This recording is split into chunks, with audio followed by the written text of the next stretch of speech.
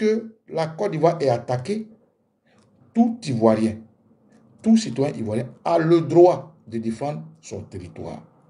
Les grandes nations, aujourd'hui dites démocratiques, ont connu des moments où des citoyens, de façon libre, ont décidé de protéger leur territoire, leur terre, leur famille et j'en passe. Et ça s'appelle en bon français créer une milice.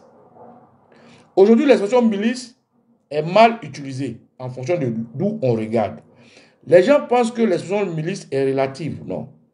L'expression milice n'est pas relative. Un milicien est un citoyen, un patriote qui s'érige en défenseur d'un espace bien précis, qui est souvent en position d'autodéfense lorsqu'il y a une crise et plus grave, une guerre. Donc, l'expression milice ou milicien n'est pas un mot péjoratif et je le revendique.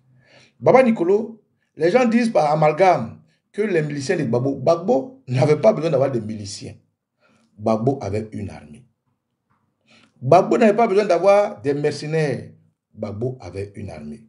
Gbagbo n'avait pas besoin d'avoir des forces parallèles à l'armée. Gbagbo avait une armée. Il était chef d'État, chef des armées. Donc, par amalgame, pour manipuler l'opinion, pour travestir les faits, des gens veulent nous faire passer, nous, qui avons été dans nos hameaux, dans nos campements, protecteurs de nos terres, défenseurs de nos parents, comme étant des personnes, comment dirais-je, des mercenaires. Parce qu'ils font l'amalgame entre miliciens, qui n'est pas un mot péjoratif. Même si les pétins, ici, en Europe, l'ont utilisé contre leur pays, aux États-Unis, on fête les miliciens, on les valorise, on les respecte, et dans beaucoup de pays, j'en passe. Donc, je revendique et je le dis, si l'entendement de certaines personnes sont un peu trop souples pour comprendre cette expression, je revendique la fierté d'avoir combattu autour de patriotes, autour d'Ivoiriens qui ont décidé de protéger ça et là leur terre. En bon français, ça s'appelle une milice. Ça s'appelle un milicien. Un milicien, pourquoi? Parce que nous posons des actions qui sont parallèles à la force régalienne. Nous posons des actions de justice. Nous posons des actions de protection. Nous posons des actions de sûreté pour protéger nos terres, qui est totalement reléguée et dévolue à l'armée, reléguée et dévolue à la police, reléguée et dévolue au FDS, reléguée et dévolue à la gendarmerie. Mais lorsqu'il y a une situation de guerre et que les structures de l'État ne peuvent pas faire face, il est normal que des Ivoiriens, des citoyens s'érigent en autodéfense pour protéger leur terre. Et la Côte d'Ivoire a connu la période où l'État était infiltré de toutes parts, où il y avait des terroristes dans le gouvernement, il y avait des terroristes à l'Assemblée nationale, il y avait des terroristes dans d'infiltration terroriste au sein d'un gouvernement. C'est une question très grave et complexe.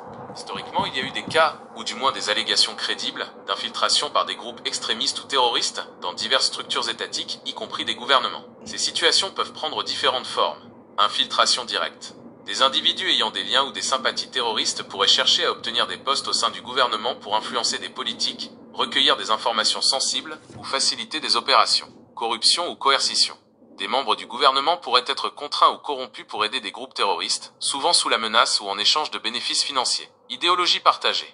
Dans certains contextes, des membres du gouvernement pourraient partager des idéologies extrémistes avec des groupes terroristes, ce qui peut créer des liens informels ou des collaborations. Pourquoi est-ce si difficile à prouver? De telles infiltrations sont extrêmement difficiles à prouver publiquement car elles impliquent souvent des opérations secrètes, de la dissimulation et des réseaux clandestins. Les gouvernements eux-mêmes ont un intérêt à maintenir la confiance du public et peuvent être réticents à admettre de telles failles de sécurité. Conséquences potentielles. Si de telles infiltrations se produisent, les conséquences peuvent être dévastatrices. Compromission de la sécurité nationale, accès à des informations classifiées, planification d'attaques, érosion de la confiance publique. Le public perd confiance dans ses institutions. Entrave à la lutte antiterroriste. Les efforts pour combattre le terrorisme peuvent être minés de l'intérieur. Si vous avez en tête un cas spécifique ou une région particulière, n'hésitez pas à me donner plus de détails pour que je puisse vous fournir des informations plus ciblées. Merci beaucoup. Ce que vous venez de voir est ce qu'on appelle Siri. C'est sur Google. L'explication que je donnais a poussé Siri de mon deuxième téléphone à s'intégrer dans ce que je dis, pour accompagner mes dires, pour corroborer mes dires. Donc aujourd'hui, quand des gens par amalgame disent les miliciens pro-Gbagbo, non, il n'y a jamais eu de miliciens pro-Gbagbo. Il y a eu des miliciens, des patriotes ivoiriens. C'est ça le bon terme. C'est ça la vérité. C'est ça qui est vrai.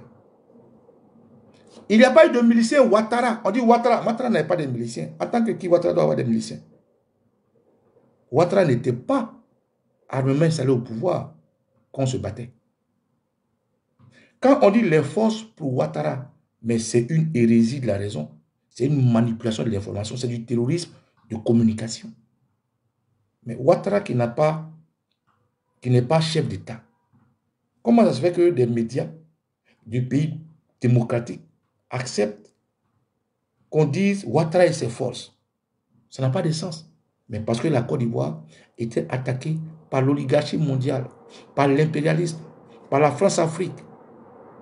Et l'iceberg de cette France-Afrique s'appelle le terrorisme Alassane Ouattara. Donc naturellement, tout ce qui n'est pas acceptable chez eux, ils ont voulu l'expérimenter en Côte d'Ivoire. Et voilà comment des gens comme Van Nicolo, des centaines d'Ivoiriens, que je salue tous, où qu'ils soient, dont je salue la mémoire pour ceux qui n'existent plus, dont je salue l'handicap pour ceux qui sont handicapés, mais qui ne parlent pas, les anonymes, pour leur dire, soyez fiers de ce que vous avez fait. Ils ne vont pas ternir notre image. Parce que être milicien n'est pas un mot péjoratif. Être milicien ne peut être un mercenaire. Être milicien ne peut être un assassin. Être milicien, c'est celui qui aime sa patrie, un patriote. Et d'ailleurs, les gens sont plus à l'aise pour dire je suis patriote, mais ils ont honte de dire je suis milicien. Quelle est la différence entre un patriote et un milicien? Un patriote, c'est celui qui aime son pays. C'est celui qui protège son pays. Le milicien, qu'est-ce qu'il fait? Il protège son pays parce qu'il aime son territoire, parce qu'il aime son pays. Donc, c'est des jeux de mots. Mais Baba Nicolo est fier et je le revendique haut et fort. Je suis un milicien. Je me suis battu pour mon pays contre des individus qui n'étaient pas en droit d'avoir des armes, contre des mercenaires de Alassane Ouattara et de la France, contre des terroristes qui sont venus attaquer mon pays, qui ont imposé la guerre à mon pays. Et moi, en tant que citoyen ivoirien, conformément à la Constitution, j'ai protégé mes terres et je suis fier d'être un milicien et je suis fier d'avoir fait partie de la milice qui s'est battue pour la Côte d'Ivoire. Donc, je le revendique et je demande à tous les camarades qui ont honte parce que les gens mettent dans leur esprit que cette expression est maléfique, de se dévoiler, de se réintégrer, de me contacter. Je vous explique ça pour vous dire quoi? J'ai, depuis un bon moment, vu un terroriste camouflé dans l'opposition s'exhiber, gesticuler. J'ai entendu quelqu'un qui est cupide, qui est à la recherche de reconnaissance ou qui est à la recherche d'argent. Mais dit des choses. Mais la liberté d'expression, nous qui sommes des amoureux de la philosophie de Gbagbo, disons que ce n'est pas parce que tu n'aimes pas ce que quelqu'un dit que tu vas l'empêcher de dire. Il faut qu'il dise sa pensée, afin que tu saches que tu existes. Sauf que, lorsque cette pensée présage des troubles, lorsque cette pensée peut amener mon pays dans la blessure, lorsque cette pensée peut créer la guerre à mon pays, je dis non. Et là, je porte toute ma casquette de citoyen libre, de patriote et de milicien pour prendre mes responsabilités. Et j'ai toujours dit, l'amalgame que les gens font pour dire que Gbagbo a des miliciens est une communication créée de mots de maître par l'Occident pour faire croire aux Noirs qu'ils ne sont pas intelligents. Milicien a un sens, allez chercher. Mercenaire a un sens, allez chercher. Terrorisme a un sens, allez chercher. Tyrannie a un sens, allez chercher. Dictature a un sens, allez chercher. Démocratie a un sens, allez chercher. Chaque mot a un sens et a un esprit. Aujourd'hui, un monsieur qui se fait appeler Djedje, quelque chose Djedje, comment il se fait appeler celui-là même? Attendez, n'écoutez pas. Dali Djedje. Depuis un bon moment, de façon maladroite, de façon cupide, de façon incestueuse, je dirais, s'amuse à dire, à revendiquer être de l'opposition. J'insiste. Cet individu dit qu'il est de l'opposition. Moi, je suis opposé au terrorisme Alassane Ouattara et toute forme de force qui veut que la Côte d'Ivoire reste dans la main d'étrangers. Je suis opposé à ça. Donc, toute personne qui est de l'autre côté de la route, opposée à ce que la Côte d'Ivoire nous revienne, opposée à ce que le président de Gbagbo revienne au pouvoir, opposée à ce que la Côte d'Ivoire se débarrasse de Ouattara, cette personne devient automatiquement pas mon adversaire. Moi, je ne suis pas en adversité, je ne suis pas un politique, je n'appartiens à aucun parti politique, je suis en guerre. Une guerre que hier, par cette coalition, ils ont remportée en faisant des milliers de morts. Une revanche, comme un citoyen normal, que je suis en train de mener depuis longtemps sur les réseaux sociaux avec mes camarades de la Dune que je salue. Une organisation que nous avons mis en place, qu'on appelle le Vatican, qui est toujours existante et qui existe toujours. Et une organisation que nous avons appelée l'opération 6-9 qui existe. Et aujourd'hui, la Dune avec laquelle nous sommes en train de continuer le combat, dont la marche du 26 juillet que nous sommes en train d'organiser, vous aurez les informations bientôt. Je n'accepte pas, je refuse, je récuse et je me positionne totalement en tant que citoyen contre cet individu d'Ali Djedje, ou comment il se fait appeler, qui dit qu'il est de l'opposition. Il n'est pas de l'opposition. Moi, je suis de l'opposition. Je peux revendiquer de l'opposition. Dans l'opposition, il n'y a pas ce genre de personnes. Donc aujourd'hui, je fais ce message clair pour dire à Dali Djedje, qui dit que la DIR, je ne sais pas ce que ça veut dire, annonce le lancement prochain du mouvement Trop c'est trop à vous-même. Je vais vous montrer. Regardez ça. Voilà l'individu. La DIR, je ne sais pas ce que c'est, annonce le lancement prochain du mouvement Trop c'est trop à vous-même. Ok. Je veux dire à cet individu, monsieur, je m'appelle Okosisi Baba Nicolo. Etiokwe, Eriokwe. Adia Patopoli, définitif. Tu veux réveiller les anciens démons? On va les réveiller. Dali Djedje, tu veux réveiller les anciens démons? On va les réveiller ensemble. Le RDR peut se vanter de couper les tendons d'Ivoiriens. Je dis, ils sont dans leur rôle. Le RDR peut se revendiquer d'avoir décapité des Ivoiriens. Je dis, ils sont dans leur rôle. C'est des ennemis. Le RDR peut se revendiquer d'avoir des machettes et d'attendre l'opposition dans la rue. Ils sont dans leur rôle. Jamais vous ne m'avez vu faire une vidéo de la sorte pour dire je ferai ceci, je ferai cela. Parce que le RDR est dans son rôle. Moi, je suis dans mon rôle de dire aux Ivoiriens, soyez mobilisés, soyez galvanisés, soyez prêts. Nous devons nous battre pour occuper notre pays. Nous devons accompagner le président de Gbagbo. Nous devons accompagner les citoyens ivoiriens. Nous devons accompagner Picheri Edith Balé. Nous devons accompagner tout ce qui concourt au départ d'Alassane Ouattara. Mais je ne peux pas accepter que quelqu'un porte la casquette que je porte ou s'auto-proclame opposant et qui dise des choses comme ça. Donc, Dali Djedje, écoute-moi bien, frère. Je dis pas nous disons, je dis que c'est la première et la dernière fois. Envoyez ce message à ce monsieur. Monsieur Dali Djedje, moi, Okosisi Baba Nicolo, Etiokwe, Eriokwe, Adja Pototolite, je dis que c'est la première et la dernière fois. Si tu veux tenir ce genre de discours, porte ta casquette de terroriste au RDR.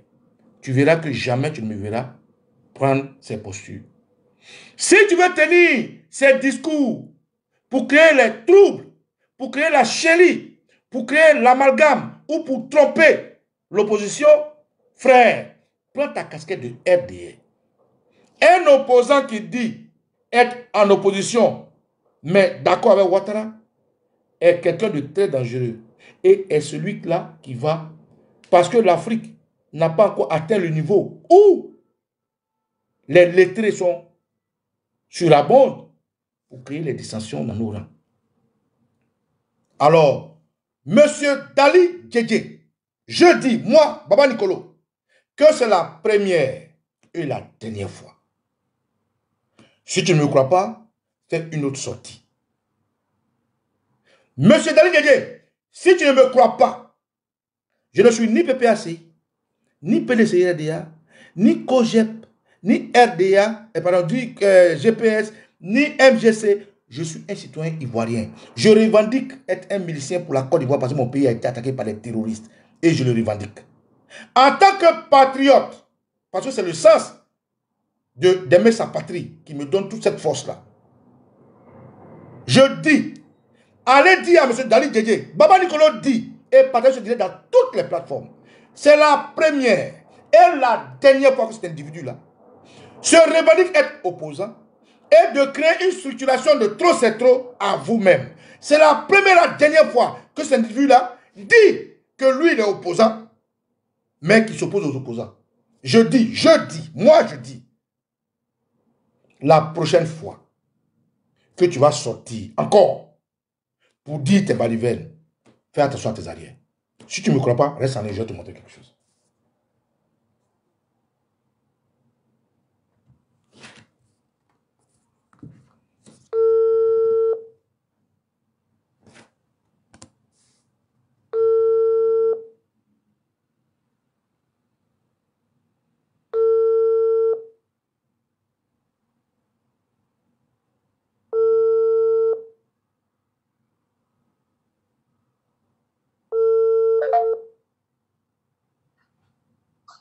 De Dieu, mes respects. Mes respects, de Dieu. Oui, Mobutu, mes respects. le respect, archevêque. Où est André? Il n'est pas connecté? Il a envoyé tout ça, il dit, il est dans les bus. Ok. Notez ce nom-là. Dali Dédé. Ok. Est-ce que c'est bien pris? Oui. Je suis en direct en ce moment. Notez ce nom, Dali Dédé. C'est un individu pouilleux, un ennemi à la nation, qui se fait passer pour un opposant.